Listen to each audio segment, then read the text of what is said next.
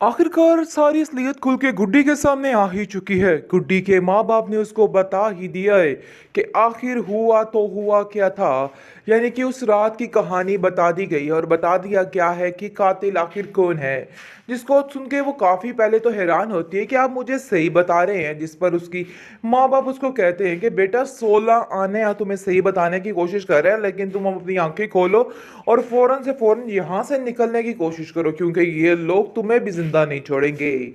आप देखेंगे जी, बहुत ज़्यादा शाजिया हैरान परेशान है क्योंकि उसका बेटा यहाँ से चला गया और उसने इन लोगों की प्लानिंग पर पानी फेर दिया है। ये लोग जो कुछ करना चाह रहे थे ना, वैसा नहीं हुआ है, क्योंकि औरंगज़ेब यही चाहता था कि ये सारा मामला ऐसे हो जाए। लेकिन जी आप देखेंगे दूसरी तरफ नासिर जो है वो कहता है कि पता नहीं कहाँ है गुड्डी, मुझे तो कुछ समझ नहीं आ रही, आखिर मैं उसकी मदद कैसे करूं, ऐसा ना हो कि किसी गहरी मुश्किल में हो।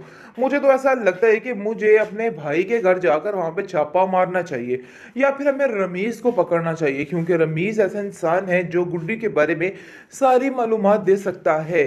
यानी कि एक और बंदा बंदर शामिल हो गया, और जब ये लोग रमीज को पकड़ेंगे तो फिर जाकर इनकी हर चीज खुल के सामने आ जाएगी और वो साफ साफ कहेगा कि अरे भाई, सारे शैतानी काम इन लोगों ने ही मेरे से करवाए हैं। गुड्डी के माँ बाप को भी इन लोगों ने मारा था और आज गुड्डी को भी मारना चाह रहे हैं।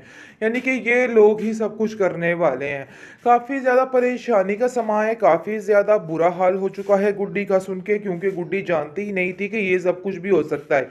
वो काफ़ी रोती चीखती चिल्लाती है कि अरे भाई, कोई ऐसे कैसे कर सकता है, अपने सगे भाई को कैसे मार सकता है। मुझे तो यकीन ही नहीं आ रहा कि ये लोग ऐसा भी कर सकते हैं। लेकिन जी आप देखेंगे कि उसके माँ बाप उसको कहते हैं कि ये शाज़िया एक नंबर की चंडालन है, जिसको सब कुछ पता है कि इसके शोहर ने क्या कुछ किया है और ये तुम्हें मारने की प्लानिंग कर रही है। यानी कि सारा कुछ खुल के सामने सामने आ गया, साफ सुथरी बात हो चुकी है। अब कोई भी शक की गुंजाइश गुड्डी के लिए बाकी नहीं रही। अब देखिएगा कि गुड्डी इन लोगों का हश्र क्या करती, क्योंकि वो अपने माँ बाप के लिए कुछ भी कर सकती है। उसकी सादगी पे ना जाइए, उसकी मासूमियत पे ना जाइए, क्योंकि जब उसकी बात उसके माँ बाप पे आ जाए, उसके कातिलों का पता चल जाए, तो वो कभी भी इन लोगों को नहीं छोड़ेगी। क्योंकि इतने सालों तक किस तरीके से दोनों मियाँ बीवी ने किस तरीके से हर बात को छुपाए रखा और सिर्फ इल्ज़ाम दूसरों पर दिया और खुद अपने बहुत ही साफ सुथरे बने रहे। लेकिन जी अब आ चुका है वो मामला कि अब इन दोनों के पोल खुल के सामने आएंगे और इनकी सारी हकीकत जो है उससे वाकिफ हो जाएंगे सब। फिर इन लोगों का बचना नामुमकिन हो जाएगा और ये लोग जो समझ रहे हैं कि बहुत ही ज़्यादा सुकून ले लेंगे और सारी जायदाद के हकदार और वारिस बन बैठेंगे, तो ऐसा वैसा कोई सीन नहीं होने वाला। ये लोग बहुत जालिम हैं और इन लोगों की इनकी सज़ा मिलने वाली है, क्योंकि जैसे ही गुड्डी को इस चीज़ का इल्म हो जाए तो गुड्डी इन लोगों को नहीं छोड़ने वाली, इन लोगों का ऐसा बका बाल करेगी कि बाकी सब कुछ ठीक हो जाएगा। शाजिया कहती है कि मुझे ऐसा लगता है कि गुड्डी काफ़ी चेंज हो गई है और वो हमसे बिल्कुल ही सही तरीके से बात नहीं कर रही है। लेकिन जी आप देखेंगे उसकी माँ उसको सुजेस्ट करती है कि बेटा तुम यहाँ से निकल पड़ो, क्योंकि ये लोग तुम्हें भी नहीं छोड़ेंगे। अरे हम इतने बड़े हट्टे कट्टे थे तो हम लोगों को इन लोगों ने नहीं छोड़ा, तो तुम क्या चीज़ हो, पिद्दी सी तो तुम हो, तुम्हारा तो वो हश्र करेंगे कि तुम सोच भी नहीं सकती हो। इस पर वो कहती है कि मैं इन लोगों से इस चीज़ का बदला लूंगी और ऐसे इन लोगों को नहीं जाने दूंगी और इन लोगों को बताऊंगी कि इन लोगों ने जो कुछ किया है बहुत ही गलत किया है। इन लोगों को इस चीज़ की सज़ा मिलकर ही रही। अब जाके उसको समझ आई कि स्वीटी इन लोगों के इतना मगर क्यों पड़ती है। इसकी वजह यही थी कि ये लोग इस काबिल नहीं थे कि इन लोगों के साथ अच्छा सलूक किया जाता। इसलिए स्वीटी को अब समझ आ चुकी गुड्डी को अब समझ आ चुकी है कि स्वीटी का ये सारे हमले करने इन लोगों पर क्या वजह थी। आज इसको समझ आ गई कि आखिर यही वजह थी। आखिरकार सारी असलियत खुल के गुड्डी के सामने आ ही चुकी है। गुड्डी के माँ बाप ने उसको बता ही दिया है कि आखिर हुआ तो हुआ क्या था। यानी कि उस रात की कहानी बता दी गई और बता दिया गया है कि कातिल आखिर कौन है। जिसको सुन के वो काफ़ी पहले तो हैरान होती है कि आप मुझे सही बता रहे हैं, जिस पर उसकी माँ बाप उसको कहते हैं कि बेटा 16 आने या तुम्हें सही बताने की कोशिश कर रहे हैं, लेकिन तुम अपनी आंखें खोलो और फौरन से फौरन यहाँ से निकलने की कोशिश करो, क्योंकि ये लोग तुम्हें भी जिंदा नहीं छोड़ेंगे।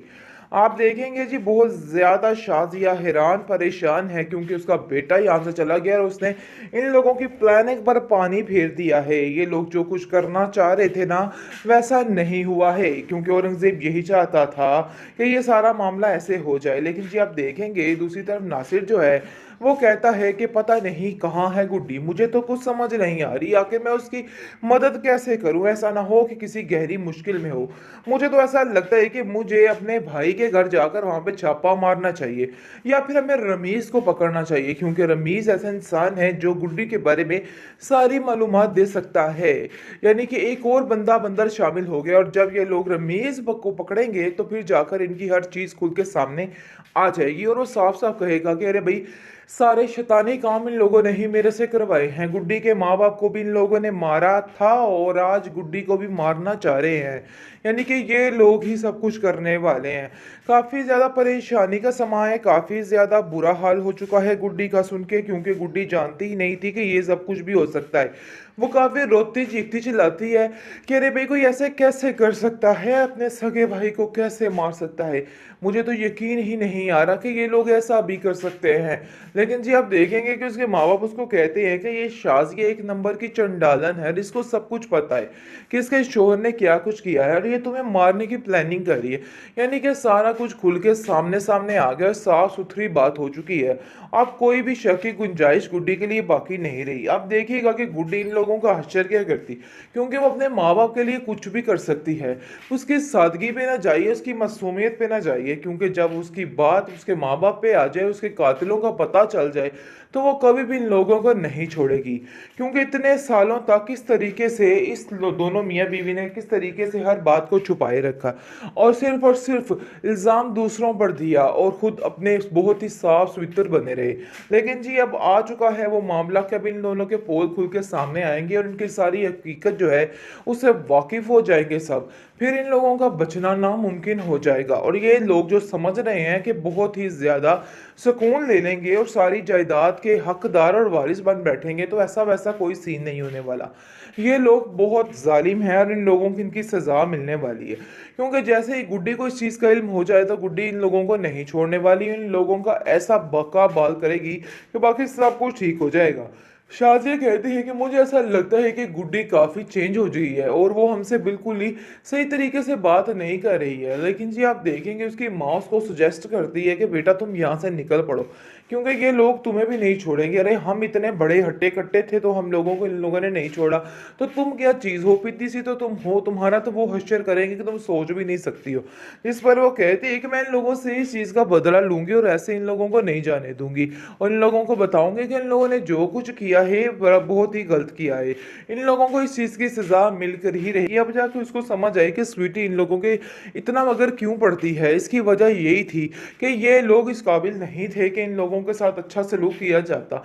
इसलिए स्वीटी को अब समझ आ चुकी गुड्डी को अब समझ आ चुकी है कि स्वीटी का ये सारे हमले करने इन लोगों पर क्या वजह थी। आज इसको समझ आ गई कि आखिर यही वजह थी।